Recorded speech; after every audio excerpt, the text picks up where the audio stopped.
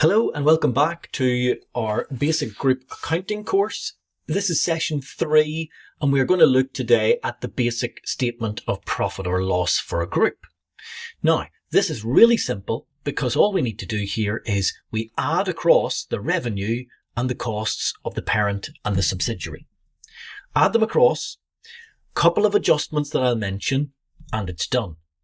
So the adjustments I want to look out for at the minute, and we'll see some more complicated ones later on in the course, but let's keep it simple at the minute.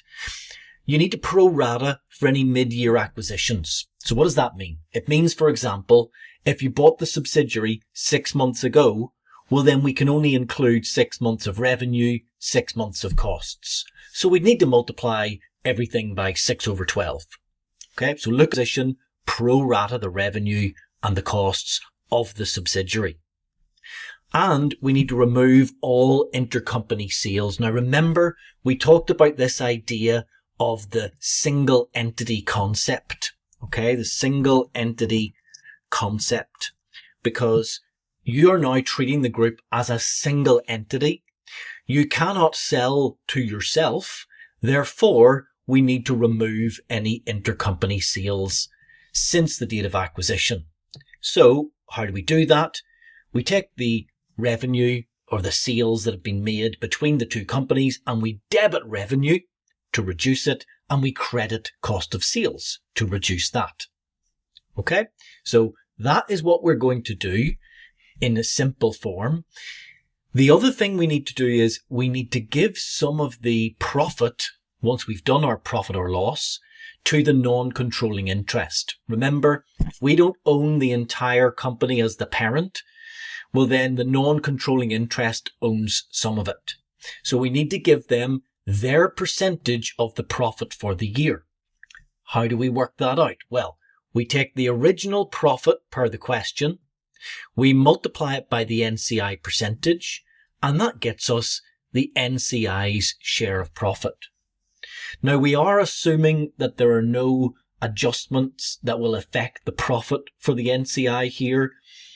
We will see some of those later, but at this point, all I want you to know is that the non-controlling interest needs to get a share of the profit for the year. Just like when we did our statement of financial position, the non-controlling interest needed to get a share of the assets and liabilities of the subsidiary. So they need to get a share of the profit of the subsidiary since the date we acquired them. Now, once we do this working to work out the NCI's share of profit, we show that in this way. Okay, so we get the total group profit first. So you start down here, you do your group statement of profit or loss, and you get the total group profit. So that's going to be step 1. You then get the NCI share of profit for the period. Now that is going to come from our working above. Okay, so that's going to be step 2. And finally then, the balancing figure is going to be the parent's share for the year. Okay, so we give the NCI their share of the profit and the parent gets the balancing figure. So the steps are work out the total group profit, give the NCI their share using the working that we just did, and then the balancing figure goes to the parent. Now, as usual, we're going to do all of that just to make sure, and we're going to do it with illustration 3. Okay, so the steps for this are going to be very similar to your group statement of financial position. So the steps will be, number 1, set out a group structure. You still need to be certain about your dates, etc. Because remember, in this case, you might have to pro rata the revenue and costs of the subsidiary. So it's really important that you identify at the start whether or not you need to do that. Number 2, deal with any intercompany.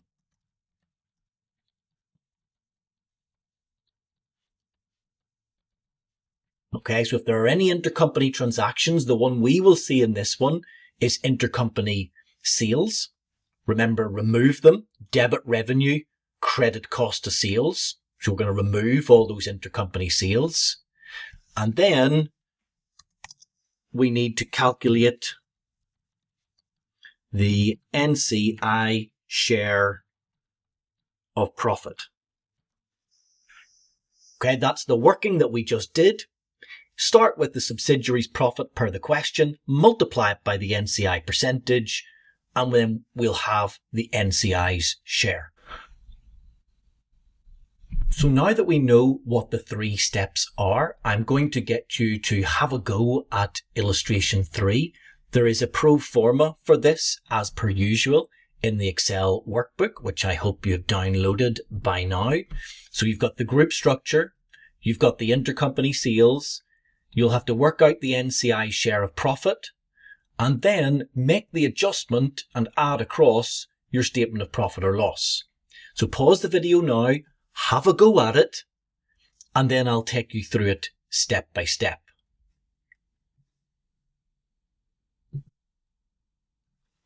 Right, let's have a look at this together then. So taking these workings and going through it in the order that I said, the group structure, well, the year-end date is 31st of December X5. So I'm getting that from here. So 31st of December X5. The date acquired, well, we acquired them 1 year ago. So that's going to make things a little bit easy or easier because we don't need to pro-rata the results of the subsidiary. They bought an 80% share. So that's going to be 80% parent and 20% NCI.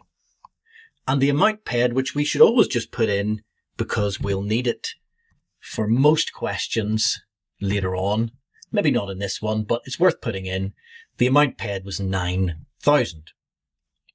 Okay, I said then deal with any intercompany transactions. So down here we're told that Argentina sold goods to Messi for the year worth 100 million. Okay, so we're assuming we're working in millions here. So that is going to be debit revenue 100, credit cost of sales 100. Okay, so those are the entries, remember, to remove any intercompany sales back to the single entity concept on that one. And the NCI share of profit, well, the subsidiary's profit, the subsidiary is Messi. Their profit was 200 million. So 200, the percentage was 20%, which means their share of profit is the 200 times the 20%. So that's going to be 40. Okay, the last step up here was to bring it all together. So what are we going to do? We're going to bring in our adjustments. So minus 100, that's debit revenue, minus 100 again, or well, reduce your cost of sales. So actually, that's going to be a positive 100 there because it's a credit to cost of sales, and cost of sales is a debit. Okay, so just be careful. You are reducing your cost of sales. Okay, so that means we can just add across here. So we've got 10,900 and 4,900 to give us a gross profit of 6,000. And then if we add these across as well, that means we've got 3,000 and 1.2. Add up this to get our profit before tax. Add across our tax. And that enables us to get the profit for the year. So the profit for the year is 1,000. Now that is the group profit. Remember I said then you've got to share that out between the parent and the NCI. So this figure here comes in down at the bottom here. Okay, so total group profit is whatever you get when you do your statement of profit or loss. You then share it out by saying, well, I already know that the NCI should get this amount from working 2. So I'll put that in a different colour. That amount there is coming in there. And then the balancing figure, the rest of the profit, goes to the parent. Okay, so you've got 960 as a balancing figure, and that figure is the parent's share of profit. Okay, so the steps are always fairly similar with these. Set out a group structure, deal with any intercompany stuff or any other adjustments, calculate the NCI share of profit, and then do your P&L. At the end then, you need to share it out between the parent and the NCI.